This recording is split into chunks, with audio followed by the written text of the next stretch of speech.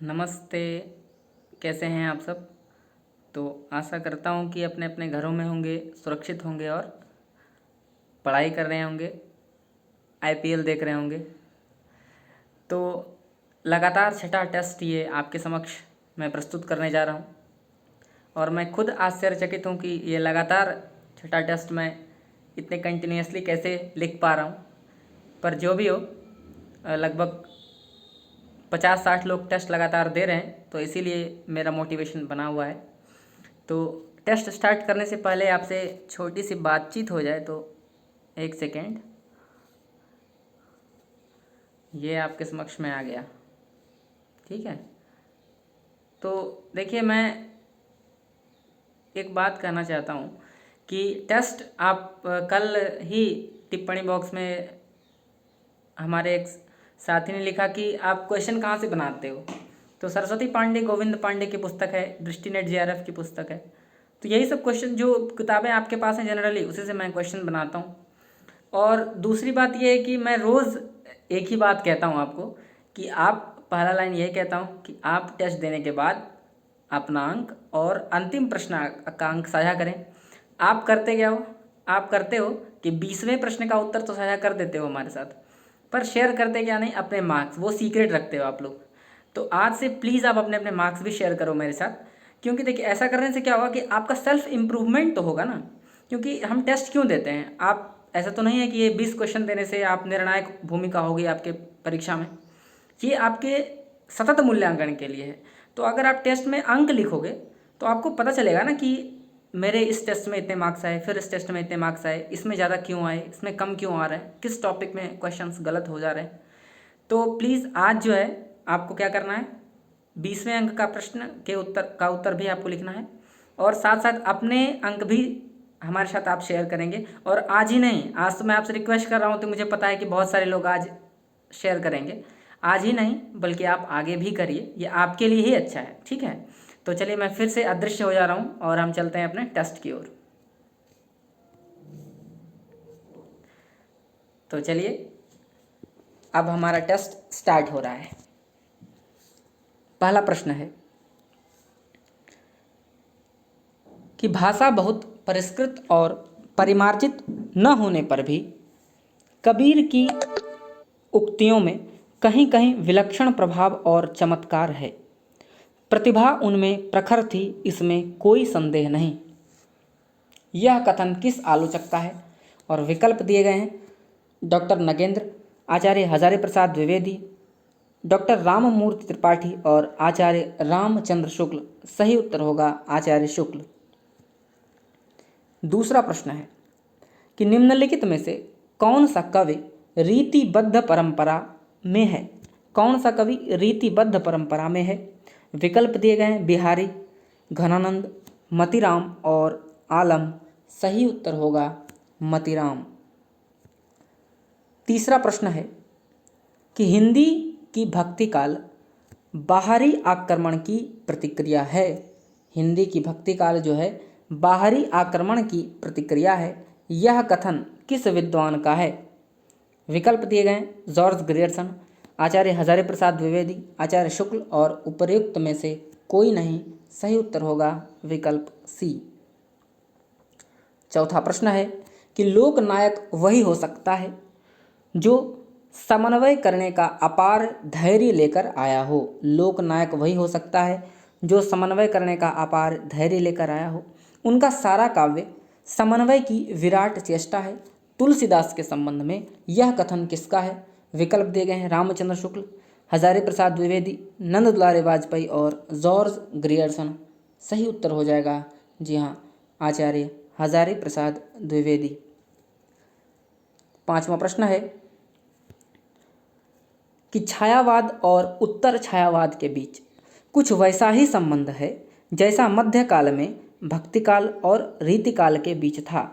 छायावाद और उत्तर छायावाद के बीच कुछ वैसा ही संबंध है जैसा मध्यकाल में भक्तिकाल और रीतिकाव्य के बीच था। पंक्ति के लेखक हैं, विकल्प दिए गए हैं: आचार्य नंद दुलारे वाजपेयी, डॉक्टर बच्चन सिंह, रामस्वरूप चतुर्वेदी और डॉक्टर नगेंद्र। तो सी बिल्कुल सही तुक्का होगा आपका, रामस्वरूप चतुर्वेदी। अगला प्रश्न है कि नई कविता की प्रमुख प्रवृत्ति है। नई कविता की प्रमुख प्रवृत्ति है और विकल्प दिए गए हैं। बौद्धिकता का प्राधान्य, यथार्थवाद का अति आग्रह, कुंठा, निराशा, संदेह की अभिव्यक्ति और उपर्युक्त सभी। सही उत्तर होगा विकल्प डी, उपर्युक्त सभी। 7वां प्रश्न है कि निम्नलिखित उपन्यासों का काल क्रमानुसार सही विकल्प चिन्हित करिए। ए प्रेमाश्रम, बी कर्मभूमि, सी गोदान और डी गबन। तो सही कूट का चुनाव करना है। विकल्प दिए गए हैं A B C D, 2 A C B D, 3 A C D B और 4 ए डी बी सी। तो आप सभी जानते हैं कि गोदान अंतिम उपन्यास था, तो यहाँ पर सही उत्तर हो जाएगा ए डी बी सी। 8वां प्रश्न है, जायसी नामक समीक्षा कृति के लेखक हैं। जायसी नामक समीक्षा कृति के लेखक हैं। विकल्प दिए गए हैं शिव पूजन सहाय, विजयदेव नारायण शाही, वासुदेव शरण अग्रवाल और रामचंद्र शुक्ल। सही उत्तर होगा जी हाँ शाही। 9वां प्रश्न है कि पत्रिका और संपादन की दृष्टि से, पत्रिका और संपादक की दृष्टि से कौन सा युग्म अशुद्ध है। ए धर्मयुग धर्मवीर भारती, बी हंस राजेंद्र यादव, सी तद्भव अखिलेश और डी नया प्रतीक अमृतलाल नागर। सही उत्तर होगा जी हाँ विकल्प डी, नया प्रतीक। ये अज्ञेय की है। अगला प्रश्न है कि हिंदी नवजीवन साप्ताहिक का प्रकाशन कहाँ से आरंभ हुआ। हिंदी नवजीवन साप्ताहिक का प्रकाशन कहाँ से आरंभ हुआ।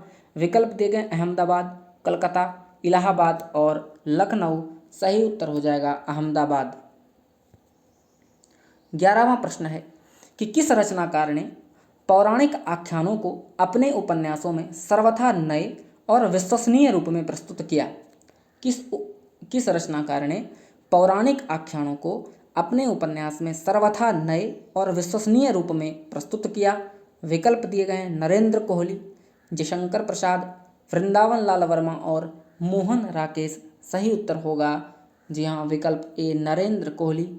और आप जानते हैं कि कुछ दिन पहले कोरोना के कारण असामयिक देहांत इनका हो गया। अगला प्रश्न है कि बंगाल का अकाल रिपोर्ताज के लेखक हैं। बंगाल का अकाल। विकल्प दिए गए हैं रांगे राघव, कन्हैयालाल मिश्र प्रभाकर, शिवदान सिंह चौहान और धर्मवीर भारती। सही उत्तर होगा विकल्प ए। 13वां प्रश्न है कि हिंदी समाचार पत्र बंगदूत कब प्रकाशित हुआ। हिंदी समाचार पत्र बंगदूत। विकल्प दिए गए 1826 ईस्वी, 1829 ईस्वी, 1834 ईस्वी और 1844 ईस्वी। सही उत्तर होगा 1829 ईस्वी। अगला प्रश्न है कि दशरूपकम के लेखक हैं। दशरूपकम। विकल्प दिए गए धनिक, धनंजय, मम्मट और विश्वनाथ। सही उत्तर होगा धनंजय। 15वां प्रश्न है कि काव्य शोभाकराण धर्म अलंकाराण प्रक्षते। काव्य शोभाकाराण धर्मणि अलंकाराण प्रक्षते। अलंकार की यह परिभाषा किसकी है। विकल्प दिए गए आचार्य दंडी, आचार्य वामन, आचार्य कुंतक और आचार्य मम्मट। सही उत्तर हो जाएगा आचार्य दंडी।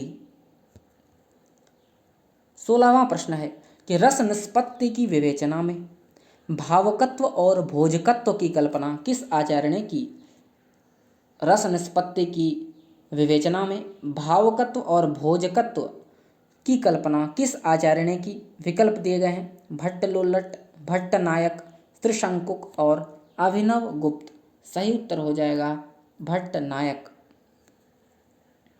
अगला प्रश्न है कि रीति संप्रदाय से संबंधित काव्य शास्त्रीय ग्रंथ है। रीति संप्रदाय से संबंधित काव्य शास्त्रीय ग्रंथ है। ए काव्य अलंकार सूत्र, बी काव्य आदर्श, सी काव्य दर्पण और डी काव्य अलंकार सूत्र वृत्ति। सही उत्तर हो जाएगा काव्य अलंकार सूत्र। 18वां प्रश्न है। इस प्रश्न को शामिल करने का उद्देश्य मेरा है कि 2020 की जो परीक्षा हुई थी JNU की, उसमें व्याकरण का एक प्रश्न पूछा गया था, इसीलिए मैंने इसमें भी इसको शामिल कर लिया है। तो उच्चारण स्थान की दृष्टि से व ध्वनि है, व ध्वनि। विकल्प दिए गए हैं दंत्य, दंत्योष्ठ, कंठ तालव्य और तालव्य। सही उत्तर हो जाएगा दंत्योष्ठ। 19वां प्रश्न आपके समक्ष उपस्थित है कि रस निष्पत्ति के संबंध में चित्र तुरंग न्याय, बहुत प्रसिद्ध मान्यता ये, चित्र तुरंग न्याय, रस निष्पत्ति के संबंध में चित्र तुरंग न्याय की मान्यता किस आचार्य की है? विकल्प दिए गए हैं अभिनवगुप्त, श्री शंकुक, भट्ट लोल्लट और भट्ट नायक। सही उत्तर होगा श्री शंकुक। और 20वां और अंतिम प्रश्न आपके लिए कि प्रिया नीलकंठी तथा निषाद बांसुरी किसके निबंध संग्रह हैं? विकल्प दिए गए हैं रमेश चंद्र शाह, विद्यानिवास मिश्र, कुबेरनाथ राय और श्रीराम परिहर। तो इस प्रश्न का उत्तर और अपने अपने प्राप्तांक हमारे साथ अवश्य रहा करें। मिलते हैं अगले टेस्ट में, तब तक के लिए धन्यवाद।